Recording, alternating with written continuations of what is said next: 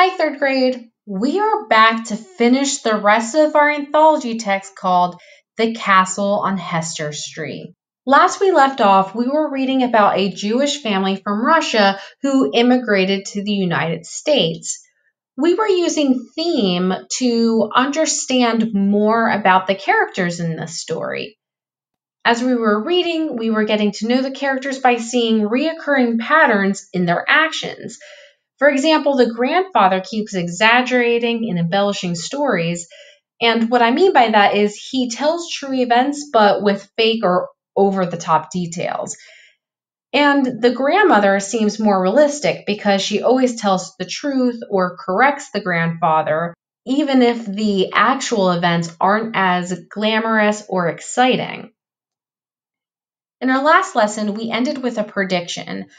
I asked you to predict what you thought the grandmother would say about the grandfather telling how he was greeted when he came to America. Just to refresh our memories, it said that when he showed up, President Theodore Roosevelt rode his horse through a blizzard of ticker tape to greet him. Try to remember what your prediction was about what Julie's grandmother would say. Let's read and find out. Don't listen to another word, Julie's grandmother said. Grandpa's brother Morris met him. The boat docked first at Ellis Island. We sat for hours and waited to be inspected. Not everyone who came could stay. If you were sick, you had to go back. I was so afraid they would find something wrong with me, but thank God I passed every test. So Julie's grandmother says, don't listen to another word. And then she again corrects the grandfather and tells the actual story. So here we're asked to confirm our prediction. Was your prediction right or was it incorrect? Hooray! Julie shouted. Thank you, dear, Julie's grandmother said. She gave her a kiss and said, I have something to show you. Then she went to the closet. Julie's grandfather leaned closer and whispered to Julie. Everyone who came here was given a castle. Mine was on Hester Street. It was so tall the pigeons couldn't fly all the way up to the roof. I had to carry them there. On this page, we see the illustration that's on the front cover, and it also mentions the title, Hester Street. So the author got the title of this story from this page that she wrote. It says that the grandfather told Julie that everyone who came here was given a castle. He was on Hester Street. The author used this title to really emphasize how great of an experience that this was for Julie's grandparents to come to America. Even though things were really difficult and challenging for them, the grandfather looks back on these memories with a lot of fondness and happiness. In this paragraph, Julie's grandmother says, I have something to show you. I'm going to use story clues to make a prediction. I know that Julie's grandmother keeps telling Julie that her grandfather's stories are not true. So I think she might show Julie photographs or letters as evidence of what actually happened. Let's continue reading to find out. Julie's grandmother came back to the sofa carrying a box. Did Grandpa tell you about the horrible little room he shared with Louis, the cigar maker, and Herman the tailor? She asked as she sat down. In those days, people had to take in boarders to help pay the rent. Life was hard. Grandpa had a pushcart. He sold buttons 14 hours a day, 6 days a week. The only rest he got was on Sabbath. Poor Grandpa, Julie said, and she patted his hand. In this sentence, it says the only rest he got was on Sabbath. Certain religions and cultures dedicate one day every week as a day of rest, and they call that the Sabbath. So they're saying that the grandfather worked 6 out of the 7 days a week. So he only had 1 day off. Normally, people get 2 days off. It also says that he worked 14 hours a day, which is almost double of what is recommended for the average person. So typically, a person will work 8 hours a day, 5 days a week. That's about the average. Some work more, some work less. So I can tell that the grandfather was working very hard. It also says that he had to live in a very small apartment with several other people. How do you think life was like for the grandfather at this time? Julie's grandfather was quiet for a moment. Then he said, "But what buttons I had! Buttons carved from diamonds, emeralds, and rubies. Buttons as big as saucers. Buttons as big as plates. Buttons you could use as sleds in the snow." Julie's grandmother sighed loudly. Grandpa sold small buttons, small enough to fit through buttonholes. "I'll show you," she said as she opened the box. The box was filled with photographs. Julie's grandmother took out an old photograph in a cardboard frame. In it, Julie's grandfather stood next to his pushcart, which was full of little buttons. So my prediction was correct. The grandmother did go get some photographs. There's no letters, but there's photographs that are evidence to the way the grandmother tells the stories. I think it's kind of funny how the grandfather describes these buttons. At one point, he describes the buttons as big as saucers and as big as plates. He even says that you could use them as sleds in the snow, that they're so big. In this part of the story, the author again is using figurative language to compare two things.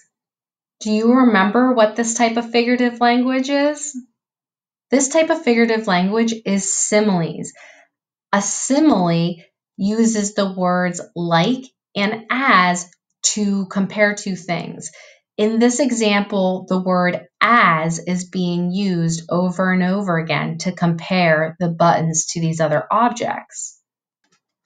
So what the grandfather is doing is he's exaggerating the size of the buttons to make it sound like the buttons were really big.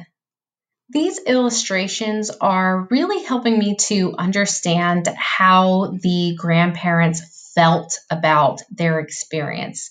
So, like I said, even though these are really difficult times for them, in these memories, the grandfather is smiling, and in this picture, he even has a face like he's daydreaming about all the amazing things that he's going to do in America. "Grandpa looks so strong," Julie said, feeling proud. Julie's grandfather found a photograph of a young girl and showed it to Julie. "This is a picture of your grandmother," he said. "She was very famous in those days." Everyone spoke of Mr. Whitkin's beautiful daughter Rose, who stayed home all day, nibbling chocolates. Her 5 big brothers had to watch so that nobody stole her away. "I worked 6 days a week in a factory then, sewing dresses. But I was very pretty," Julie's grandmother said, smoothing her hair. "You are still very pretty," Julie's grandfather said, and he kissed her cheek. "In Russia, your grandmother sewed for royalty. She made stitches so small they couldn't be seen. People wondered how the dresses stayed together." "That part is true," Julie's grandmother said proudly. So I grabbed the picture from the other page because I wanted to put these two side by side. This is the realistic photograph of the grandfather selling buttons, and this is his memory. Do you see how he exaggerated the size of the buttons and how the experience was? Back here, you can even see those kids using the buttons as sleds. And you don't see that at all in this picture. Authors choose precise words to help readers picture what characters are doing and thinking. For example, in this paragraph, it says that the beautiful daughter stayed home nibbling chocolates. Why do you think the author chose the word nibbling instead of eating? Well, by using the word nibbling, they're showing that Julie's grandmother is dainty and she was eating in a delicate way. As soon as I met your grandmother, I wanted to marry her, Julie's grandfather said.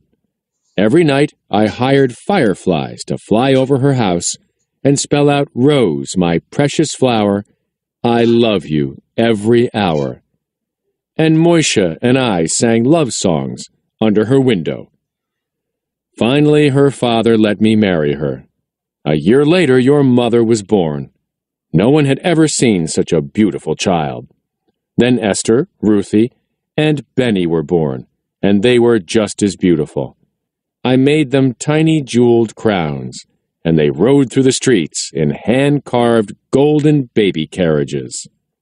What do you think the grandmother's going to say about the grandfather's little story down here? Enough is enough, Julie's grandmother said. From now on, I insist that Julie hear only the truth. Grandpa and I had to work even harder to feed all those babies, but we didn't mind. We had something more valuable than jeweled crowns and golden baby carriages. We had each other, and we were free to live as we wanted.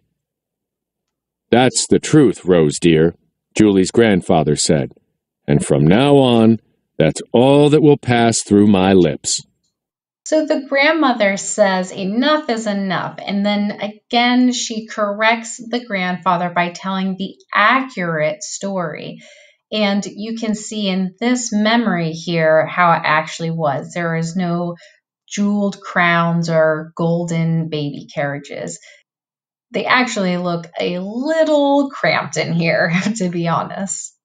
But they're very happy with their life and love their children.